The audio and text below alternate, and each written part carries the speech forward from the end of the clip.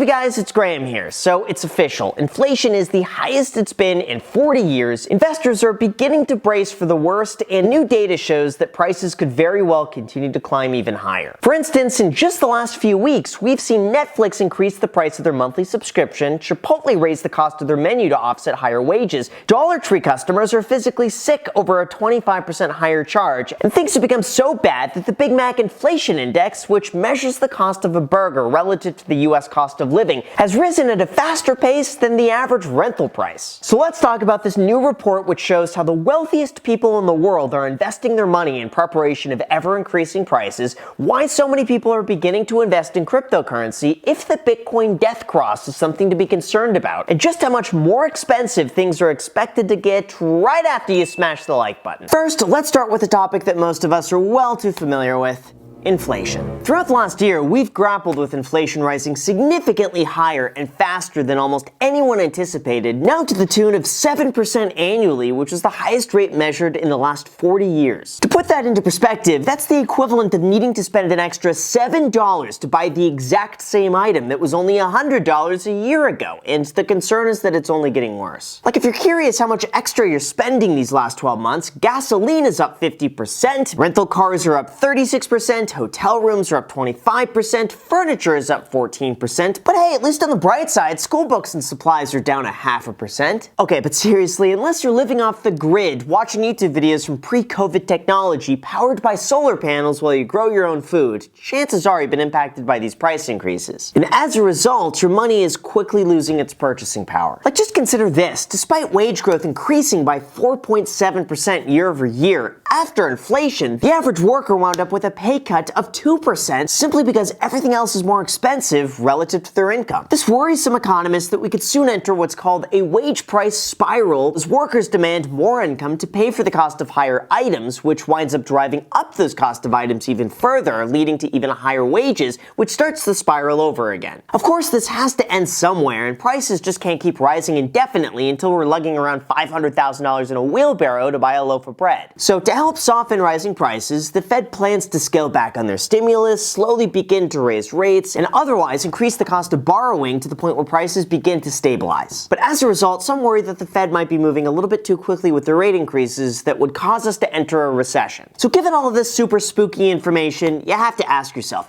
how are the wealthy investing their money, and do they know something that we don't? Welcome to the world of Tiger 21. They're an exclusive investing club of just over 700 members who collectively invest more than $70 billion.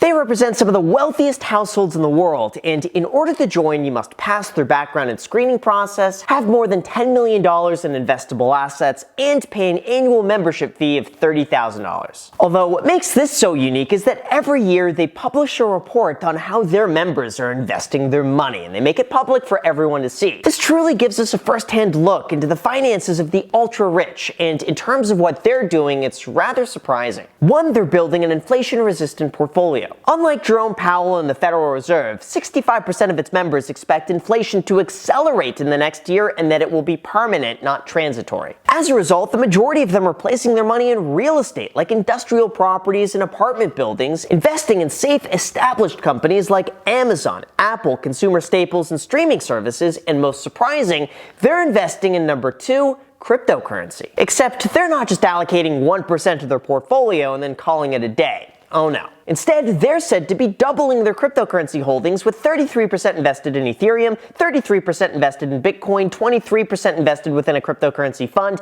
15% invested in other coins, and 2% in Dogecoin. Yeah, seriously, so either Elon Musk is a member, or some of the wealthiest investors in the world are buying up some Dogecoin on the side. And 3, they're investing in alternative energy. This includes companies like Tesla, autonomous vehicles, and Rivian, apparently. They were even quoted as saying, if the last decade was about growing use of renewable energy, the next decade will be about the growing use of renewable power. Although it seems like they're also taking another approach that should be able to withstand a different scenario, and that would be a bear market. Alright, so now let's talk about why the rich are preparing for a bear market. Now, even though everyone always says, this time is different, this time is truly different, because more than 36% of the stocks within the NASDAQ index are down 50% or more from their recent high, even though the index as a whole is only down 8%. So if that sounds confusing, let me explain. The Nasdaq Composite Index encompasses a group of 3,000 stocks weighted by market cap, meaning the largest, most valuable companies make up the biggest portion of the overall index. On the Nasdaq 100, for instance, Apple makes up a whole 12%, with Microsoft, Amazon, Meta, and Tesla encompassing another 25%. That means if you invest $100 in the Nasdaq 100, 37% of your money goes within just the top 5 companies. So if they go up, chances are the rest of the index goes up alongside with it. But in this case, when you account for the 3,000 stocks held within the Nasdaq Composite Index, over 1,000 of them are down more than 50%, even though the index is only down 8. The normal range is that when the Nasdaq is within 10% of its peak, just 12.5% of its stocks have declined that much, suggesting that this time is quite the anomaly and is not truly reflecting the pain of the market held within smaller companies. They say that since 1972, there have only been 39 days where the Nasdaq has held within 10% of its highs, while more than 35% of its members were down more than 50% from their peaks. And until December 2021, all of them occurred in 1998 and 1999 during the height of the internet bubble. However, even if a bear market does occur, it's actually not all that uncommon. According to the data, this typically happens every 7 to 10 years, and when it hits, we see an average drop of 33% over a period of 363 days. Now, it's important to remember that all of these are just averages, and just because it's been like this in the past does not mean we'll see a drop of exactly 33% for exactly a year in the future. In fact, back in March of 2020, we saw the fastest 30% drop in history since the Great Depression, so anything can happen, especially if you least expect it. Although other sources give a slightly different outlook on the market, with Newton Analytics predicting just a 2% chance of a bear market over the next 24 months, with an average predicted return of another 20% for those who stay invested. But either way, one thing to consider is that since December 15th, 2021, half of the S&P 500's strongest days in the last 20 years occurred during a bear market, and another 34% of the market's best days took place within those first 2 months. In a way, that just reinforces the phrase buy the dip while you keep investing during a market downturn. After all, if you're an investor throughout the next 50 years, it's said that you'll live through 14 different bear markets. So chances are it's gonna happen, and the best way to prepare is simply by keep buying as usual. But speaking of buying, we have a surprising twist when it comes to cryptocurrency. And no, it's not the ominous death cross that we'll cover shortly. Instead, it's the fact that 70% of cryptocurrency holders started investing in 2021, meaning the space is likely to continue growing at a rather rapid rate. This could be partially due to the fact that cryptocurrency has been gaining much more mainstream acceptance through companies like Tesla, Square, PayPal, and MicroStrategy, who placed a small portion of their reserves in Bitcoin,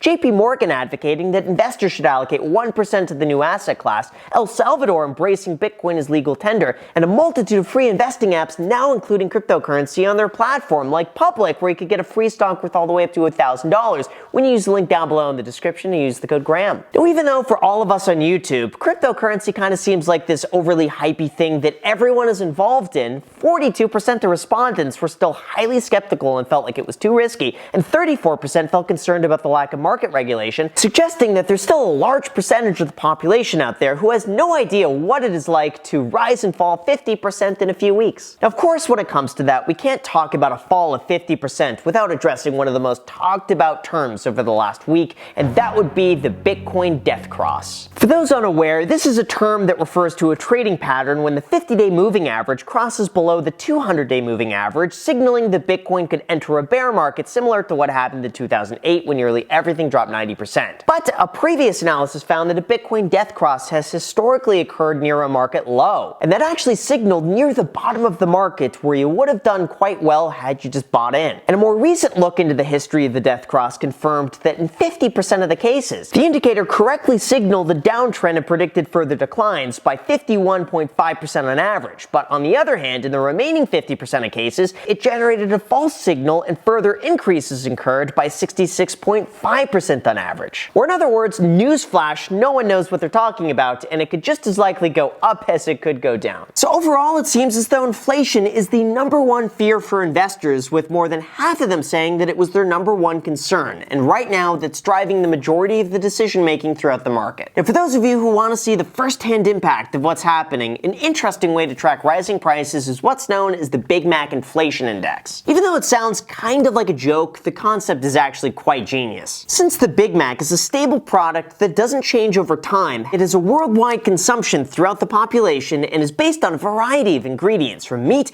dairy, vegetables, and labor, it is the perfect item to track over time in relation to how much it costs to produce. The Economist has been tracking these hamburger prices since 1986, and as we can see, Big Mac prices have been rising at a faster pace than its predicted CPI, suggesting that the inflation number that we see is actually an underinflated amount when we compare it to the rest of the market. Even when compared to cost of living, the Big Mac index comes out ahead with an even bigger price increase. Or in other words, inflation could actually be much higher than 7% if the Big Mac is an accurate guide. If you're curious what you could do about this, the honest answer is invest your money, keep buying as usual, consider switching companies to increase your income, and be aware of rising prices. Sometimes it might be best to shop around for cheaper alternatives. Be vigilant in terms of how much you're spending and do your best to continue saving. I know that's the boring answer and it doesn't change over time, but sometimes it helps to be repetitive to really cement the answer that no one knows what's going to happen. And the best preparation is often to smash the like button and subscribe if you haven't done that already for the almighty YouTube algorithm. So with that said, you guys, thank you so much for watching. Also feel free to add me on Instagram and on my second channel, The Graham Stephan Show. I post there every single day. I'm not posting here. So if you want to see a brand new video from me every single day, make sure to add yourself to that. Thank you so much for watching, and until next time.